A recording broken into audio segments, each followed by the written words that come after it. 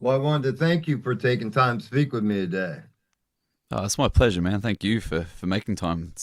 I've been looking forward to it.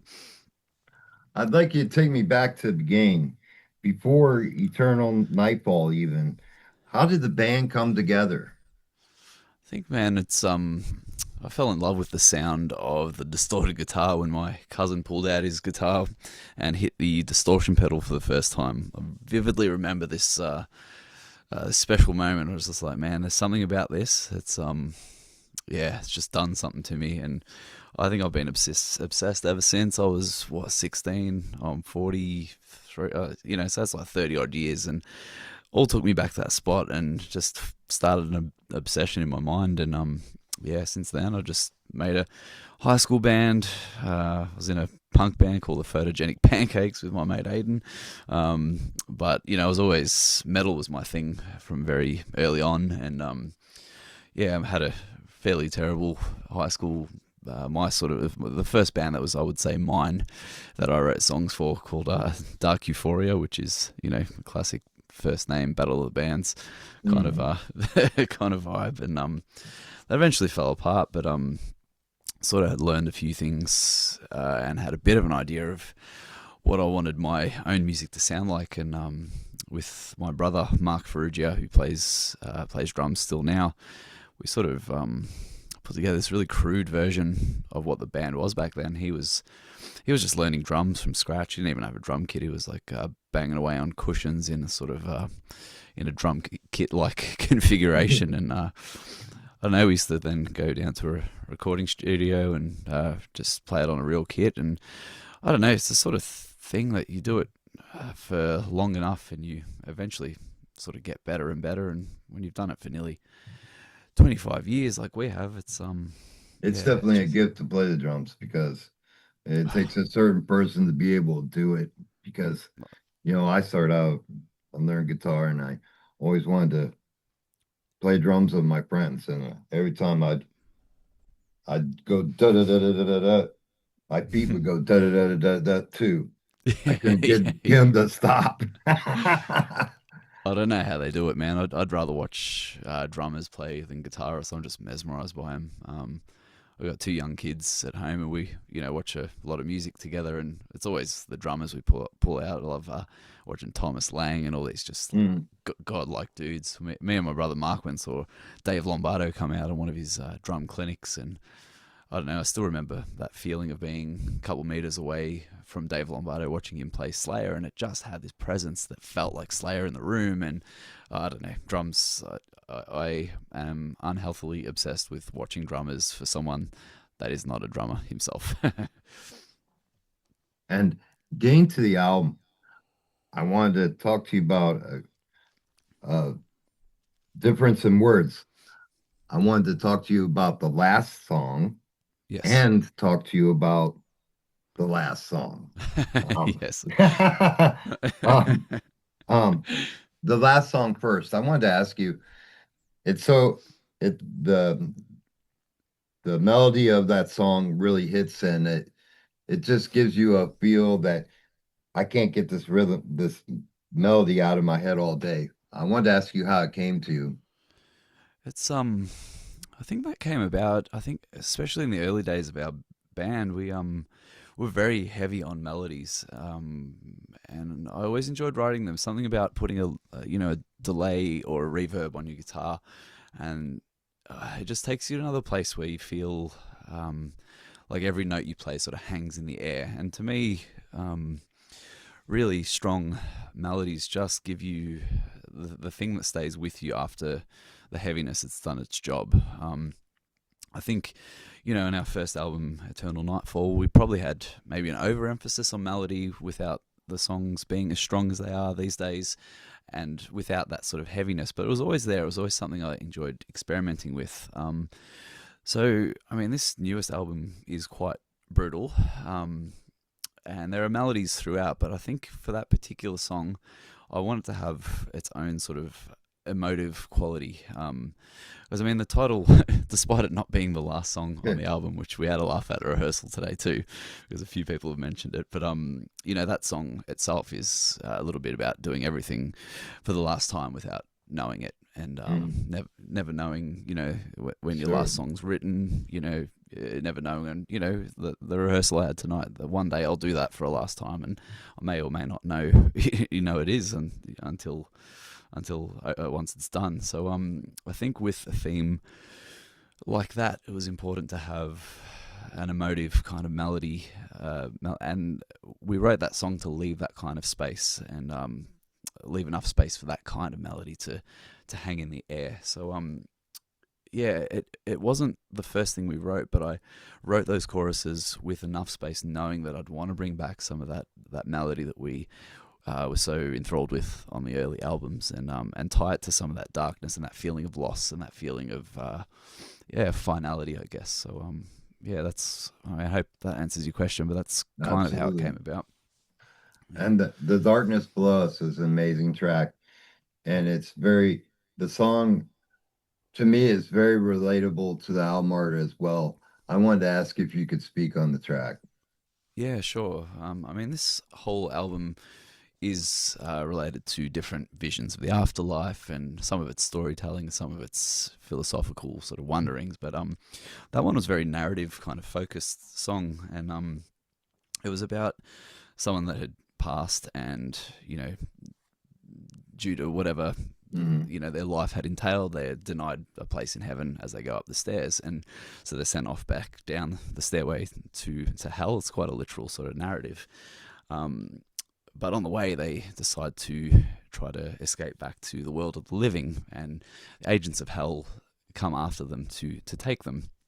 So the rest of that sort of narrative is about these kind of in between beings that are trying to escape from these agents of hell amongst the living, and they decide to try to trick somebody that is in a lot of pain and feels like they could take their darkness away by trading spaces with these sort of shadow beings, and make a little bit of a trade, and offer the place of these living to these agents that are trying to take them. So it's a little bit more of a literal kind of storytelling song, but it's all about treachery, deception, Sure. and visions of the underworld. And you're right, it is quite linked to that vision on the front cover, despite it being about a lot of different visions of the afterlife. We do like to play with hell and the inferno and the dark side of the afterlife, and possibilities. It just suits the music and the atmosphere. But yeah, that's a little bit about what that song's about and how it came about. And in speaking on the album art, I wanted to ask you if you could speak on the concept behind it and the artist that was involved. Yeah, the art is actually my artwork. I've Wow. enjoyed sort of having a hand in the visual aspect of the band from the very beginning. Like the music, I like to think it's progressively gotten better. Oh, absolutely. Our Absolutely.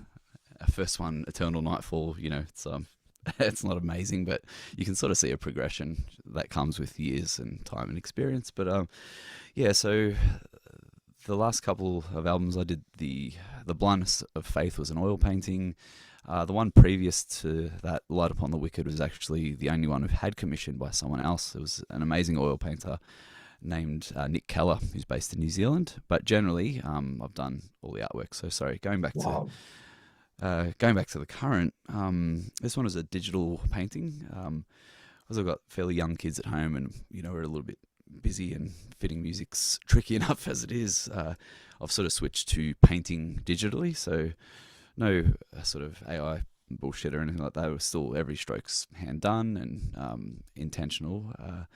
But I've used an iPad and a painting program to sort of go through lots of different sketches, and the concept itself, I just wanted it to be a little bit of an abstract vision of what hell and the inferno and the afterlife could look like. And it's kind of got a pathway that leads the viewer into the artwork itself. Yes. And I wanted it almost to be like an invitation to the listener to sort of come forward on this journey to places that are not very welcoming and full of horror and darkness. And so it's sort of it's a little bit abstract. It's it is some kind of pathway into, gateways, and there's a faraway figure, sort of leering over, the person entering. But yeah, it's supposed to be an invitation and a bit of a suggestion at kind of the darkness that could await us all post death. And the album is truly song for song to me, brilliant from top to bottom. I wanted to ask you, in achieving that, were there tracks that didn't make the album? Yeah, well, firstly, thank you very much. It's always nice to hear because you get so laser focused and zoomed in on what you're doing that you don't really know how it's going to be received until you finally put it out into the world. So really, really does mean a lot to hear you say that. Thank you very much. Yeah, we actually recorded 11 tracks, and in the past we've included everything we've ever recorded and just put it on. But this time around we had 11, and I believe they were all quite strong. We took them to the point where drums were recorded, all the guitars were done, bass was done, and vocals. They just needed leads. But as we were trying to sequence the album, I take the sequencing quite seriously, and to me, it's important that it has a flow, and that you don't have, two intros that sound the same, or a song that fades out followed by another song that fades in that or out again, or Sure. all these things come into play. And first few times I tried to sequence the 11 songs, I was listening through in the car trying to take a step back and enjoy how it was sounding, and it just felt like it dragged. And I tried 3 or 4 iterations of sequences, and still it felt boring in parts, and I couldn't work out why. And I tried it with 2 of these songs that was quite strong individually, removed, and I thought they were both quite really strong songs, but I took them out, and then the sequence just made a whole lot more sense.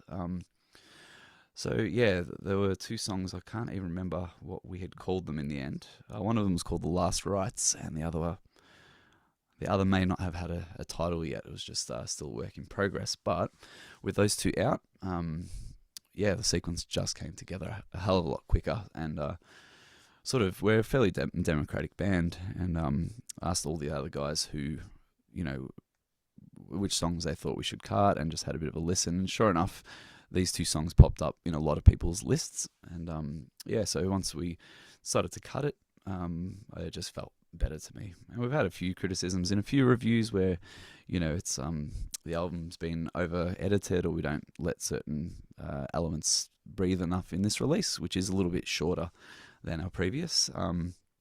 But I do think the choice to drop those 2 songs has benefited the whole. Absolutely. Yeah, and I I'd say think I love the flow of the album, and anyone who's truly listened to this album that has any background in the business, I don't see this getting a bad review at all ever, because thank you. it's the thing that drew me in is it from upon first listen to the album, it had me right at the rip, and it take not many albums do that. Sometimes you got to give it the second to third listen to kind of get the total feel of it. But I believe that this album truly shows the feel behind it and the unity of the songs. And yeah, there's no complaints here. No, I really, really do appreciate that, man. Thank you very much. And in speaking on that, now that the album's out, what can fans look for next? So we're gonna do a run of live shows. We don't quite have the space in life to do full blown touring. We all got fairly young families, etc. But we will be supporting it, especially in Australia, quite strongly. Yeah, I don't know, we sort of got to that point where we've built up to this release so much, and now it's out, and we're just sort of enjoying hearing what people think. We do want to play it live, but we're just going to get back to writing again at some point soon. It's been a long time. I mean, this album has been 6 years in the making for us, which for us it's quite a long stretch.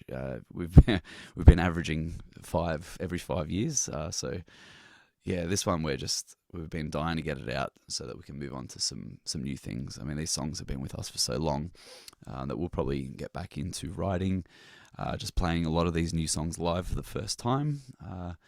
And then, yeah, even just through our socials, we may release those two songs that didn't make it. Probably give a few insights into how things were made. But yeah, for the meantime, that's where we're at. And yeah, we'll just be looking to play as many live shows as we can and push the album as far as possible. And I wanted to talk to you about the scene there because there's so many bands uprising from Australia. What do you believe has led to the influx and the new added base there in Australia? It's hard to say because for the most part, I've moved out regional recently, but I've lived in Melbourne for most of my life. And I mean, part of what drew me into the whole metal thing is just going to some of those early live shows and seeing how much people here love it and the Yeah. energy in the room. So it's a little bit hard to say where that started. I know we've had great thrash metal bands, death metal bands going back to the early 90s, and it just seems like people here, part of our culture is to love going to see live music. And it's the kind of thing that I think feeds itself. You have people that go and see killer bands and a room full of people that are buzzed. That makes them want to start their own bands. Bands all support each other. And then you end up having like killer bills with really high quality bands because everyone kind of raises the standard up around them. But also on top of that, here in Australia, we're lucky to have international bands rolling through all the time. So Mm. you get to see how the greats do it. You get to see, world class acts coming through, every week basically here, and get to see the very best of death metal, thrash metal, and it's inspiring. Yeah, it is. And it brings me back, I'm quite a bit older than you, but it brings me back to the States when the Florida movement happened and the thrash Mm, movement happened in California in them yep. years. It really, I look at the bands that are coming from there and I'm like, wow, Yeah. this is really a surgence. This isn't just a couple bands here and there. This is really a movement over there. 100%. There's yeah, heavy music is very alive and well, and it has been for a long time. Here, I don't want to go rattling off too many bands in the hope of forgetting somebody, but we've got reasonably well-known worldwide bands like Harlot on Metal Blade and Hidden Hmm. Intent are making a huge name for themselves, and we played with great bands like Desecrator, Mason have made pretty good headway. We're doing an album launch with a great band called Battlegrave. I don't know. It really is an ongoing list, and I'll stop there because there will be inevitably people that I'll forget. But Right, right, we're just but spoiled for great bands here, and I've it's done wonderful. a ton of interviews with bands from there in the past year, and I'm just like, wow, man, such great materials coming out of there, and it's great to see. It's exciting, for Yeah, me as a listener to hear a movement like that happening. yeah. Cheers, thank you. Yeah, it's exciting to be in close proximity to that kind of energy. Very much. And then being in the business as long as you have been, I wanted to ask you, what are some of your proudest moments as an artist? For me, I mean, some people, uh, it's all about the live shows, and I love it. It gives me such a thrill. But for me, the act of coming together to create a collection of songs and call it an album, and that marks you in that Hmm. space and time. I get immense satisfaction from the completion of an album. It kind of is this huge relief by the time you're done, and for better or worse, that was where you and your bandmates were for that period of time. And Sure. um, you know, really love my children, love my family, and not too far below. It's I think the albums that I've done over the years that I'm probably most proud of, and I've put a lot of myself into, and they're very close to my heart. Proudest moments as well. I mean, it's just the memories you get to share, spending time with your bandmates crafting these songs. Laughing, crying while you're trying to get these tracks down. I've still got fond memories of tracking lead guitars in our guitarist's place, and he had a new dog that was shitting on the floor while he was trying to take a lead and just mucking it up midway through. And I don't know, it's just little things like that. It's Sure. just when I hear some of these tracks, those visions sort of pop into my head, and Sure, and I think that's the beauty of music. We go back and we listen to songs, and it takes us back to the moment when we first heard it, and we 100%. remember that moment again. 100%. So yeah, it's the creation of the music itself that really means the most to me. But closely followed by that is just the community that we've managed to build here, the bond that we have with our friends at our live shows. The whole thing. I mean, it's wouldn't have done this for the 25 or odd years I have if I didn't just utterly love it. Some days it's a grind. Some days it's there's parts about it that are a real drag. But deep in my heart, it's something I love with everything I have, and yeah, it's something that's given a lot more back to me than I've put into it over the years. And now this amazing album is out. What is the best way to get a hold of a physical copy and any merchandise that you have? Thanks. We run our own little online store just in maliceswake.com. I sort of run my own little spreadsheet on that. We've had a huge number of orders come through, so the most evenings this week have been processing the spreadsheet and just going down to the post office and make sure they all get out as quick as possible. But if anyone wants a hold of it, that is the best and cheapest way. I know a lot of people love to use Bandcamp as well, so we've just put all of our releases on there. Um, and we have our latest album and the physical CD and t-shirts for that via Bandcamp as well, and vinyls will be added there shortly too. So yeah, either of those two Excellent. places, the place to go. And I forgot to ask, but I wanted to ask, who came up with the name? That was me. It's something we've had a bit of a hot and cold relationship over the years with. I quite like the name. It's in Malice's wake. It's kind of like we're in the wake of evil. Evil's taken its Sure. place, it's destruction, and here we are, kind of left behind. But it's a bit of a fucking mouthful, to be honest. And it's not something that rolls off the tongue. We're at the pub. Someone will say, "What's the name of your band?" You say, "Oh, it's in Malice's wake," as clearly as you can. And usually they're gonna say, "What was that?" And you always repeat it a second time. It's long. It's difficult to make the logo for. But we talked about changing it back in about 2012. We came up with all these different names, and then eventually we're like, you know what? I can't think of anything that feels more us. We've been Sure. flying this banner for 9 odd years. Let's just keep it as it is. This is who we are. And now, 25 years later, we're still proudly in Malice's wake. So that's us. And no matter how it flows off the tongue, it's still a great name and it has a great meaning behind it. And I Thank think you. it's definitely worthy of it. Thank you very much. Lastly, I wanted to ask you if you could give a message to your fan base, what would you tell them? Yeah, I'm just eternally grateful. Uh, it's not that long ago that we would be playing to friends and family on a Thursday night, and as grateful as we are to all those people that came to support us because they knew us, we now are lucky enough to have people who come out or contact us online because they love the music that we make.